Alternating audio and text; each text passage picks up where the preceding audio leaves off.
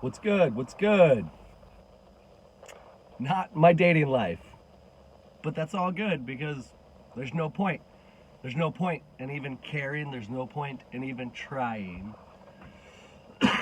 Even though I know in one of my recent videos I had said that I used to have a lot of riz, as the kids say. I still got it, believe it or not. I still got riz, and here's some proof. Uh, there is a teriyaki establishment that I go to probably 1 to 3 times a week. I live in my van, so cooking is difficult. I do want to try and add some cooking features, but the cooler freezer combo set me back a little bit. But it's all good because this thing's fucking magical, and I'm so thankful I have it. I love it. But so I live in my van. I don't cook a lot, so I eat a lot of like teriyaki because I think it's generally healthy, affordable. It's the best restaurant eating out option, in my opinion. Unless you have a whole bunch of money to go to a fancy steakhouse, but I don't. For affordability, teriyaki is the best. So there's a new girl that works at one of my regular places.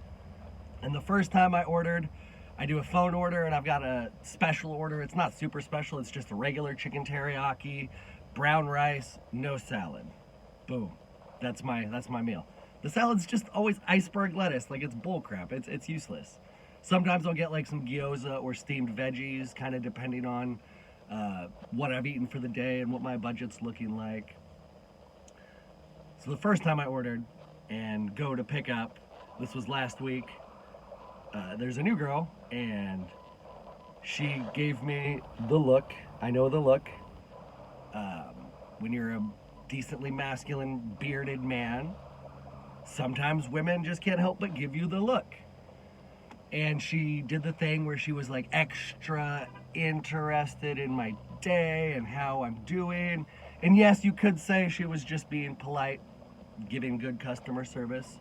And that's possible. Yes, I acknowledge that is possible. However, in my years of being a Lothario, look that word up, I've learned to generally, with decent accuracy, discern when a woman wants me to flirt with her and when a woman is just being nice. And she was clearly wanting me to give her some energy. I'm an energetic person, and I could even go to another level and say, I know when people try to take my energy. Like, she was kind of trying to take my energy. In that instance, that's very succubus-like. That's a succubus-like way of being. She is kind of captured in that psychological and spiritual state. And so I ordered again this week, came in again to see her, and she was like tying up my order as I was going. She's like, oh, hey, how are you? And I was like, hi, I'm good. And she's like, yeah, I just got a pickup order. And she's like, yeah, I know. You're Andrew, right? I remember you from last week. And just totally was like, I remember you. And again, trying to pull that energy out from me. And I've noticed in those instances, those women are not stable women. And in the past, I would have been flattered and been like, oh, somebody likes my energy. Somebody wants my energy. Let's share it with them. But through wisdom and experience that comes with age and mistakes, I've learned that that is not a stable female figure. And she thinks that by taking or trying to take my energy, she's going to find that stability. And this is on a deep psychological, spiritual level. I don't think consciously that's on the forefront of her mind. I think all of the drivers, biological and psychological, subconscious, are kind of taking her over in the moment. I don't think a lot of people have agency. I know that's a very controversial thing to say, but we are extraordinarily brainwashed as a population. And if you're brainwashed, you don't have agency. Even if you're not brainwashed, myself, I don't think I'm fully an active, aware agent. I don't think anyone really can be, because when you begin to explore biology and how that influences your personality, you can't control what levels, with, without external help, without exogenous help, you cannot control what levels of hormones run through your body. Your hormones influence your behavior. So you are not a fully 100% aware agent being because you're having to understand and communicate with your body and how it's trying to interact in this world. In addition to your mind, they're connected, but totally different powers and how they want to drive your behavior. How did we get on this road? Totally not where I was trying to go. Oh, just Riz. I've still got it, but it's pointless. It is pointless. I could have flirted with her. I could have, and in the moment, I had the perfect response. She was like, I remember your name. I could have said, if I wanted to interact and flirt and play, I could have said, oh, well, I think that's not fair. You know my name. I should know your name. And it's not that I didn't care to know her name. It's just that I did not care to participate in the flirting and the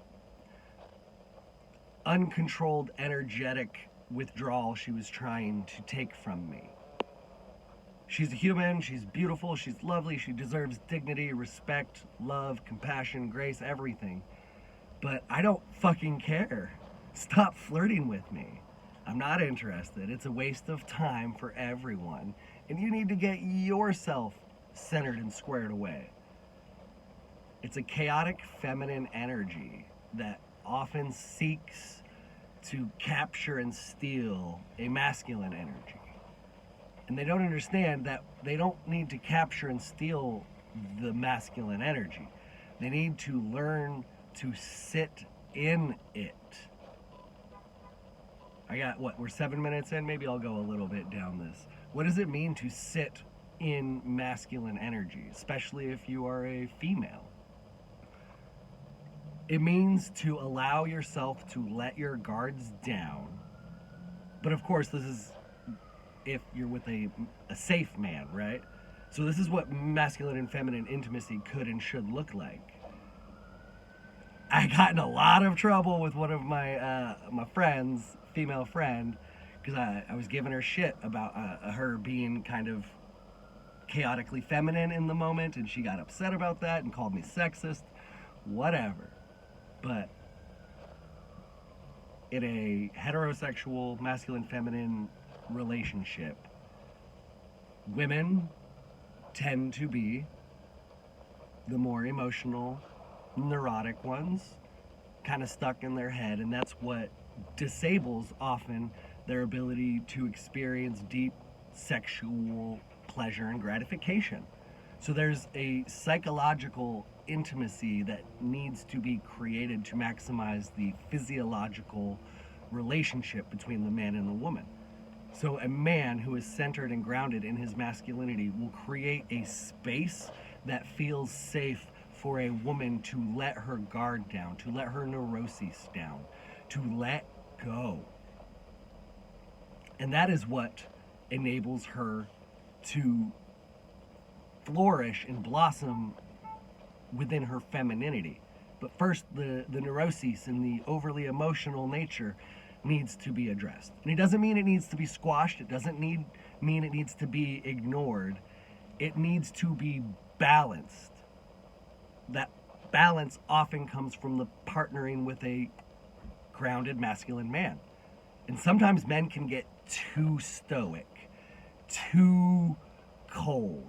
They're out of balance as well. And that is where a feminine presence and intervention in their life can help. That is why men and women need each other. We so need each other. I'm going to end it on this note real quick. I've talked often, I want to make a video on this and I want to talk about it, but sex. Men and women are different. And if you can understand this component of sex, you can create the best sex life for you and your partner. So first, the emotional and neurotic needs of the woman need to be addressed. And that's the psychological safety. So women need to let go psychologically to orgasm. Men need to orgasm to let go psychologically. So it's kind of like a chicken and egg situation, but it's a two-way relationship where if a woman is able to let go, she's able to orgasm. And if a man is able to orgasm, he is able to let go. And a man who is able to let go is going to be able to create that earlier space that I had mentioned that is safe for a woman to let go. And so it's almost like a paradox. And this video is getting long. I want to do a whole nother video. But that's why it's easier for men to orgasm. That's why there is a disparity in the orgasm numbers. However, when properly executed, men may get more orgasms, women get better orgasms. Oh my God. I wish I could have some of the orgasms I've seen women have. Oh my gosh. Did not intend for this video to go that way, but it did. Whatever. If you actually listen to this, thank you very much. Much love. Have a good day.